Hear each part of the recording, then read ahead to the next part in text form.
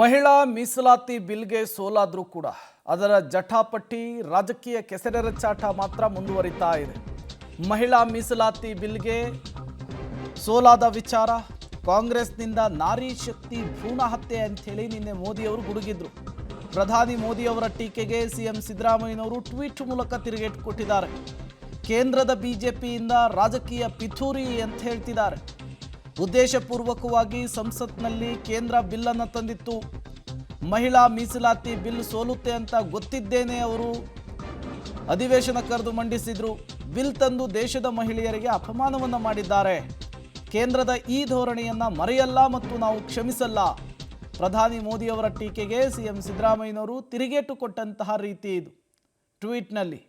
ಈ ಮೂಲಕ ಮಹಿಳಾ ಮೀಸಲಾತಿಯ ಬಿಲ್ ಜಟಾಪಟಿ ಜೋರಾಗ್ತಾ ಇರುವಂಥದ್ದು. 33% ರಿಸರ್ವೇಷನ್ ಕೊಡುವಂತಹ ಬಿಲ್ ಇದು. ಈ ಬಿಲ್ನ ಜೊತೆಗೆ ಡಿಲಿಮಿಟೇಷನ್ನ ಬಿಲ್ ಕೂಡ ಇತ್ತು. ವೋಟಿಂಗ್ ಆದಂತಹ ಸಂದರ್ಭದಲ್ಲಿ ಸೋಲಾಯಿತು ಕೇಂದ್ರ ಸರ್ಕಾರದ ಬಿಲ್ಗೆ.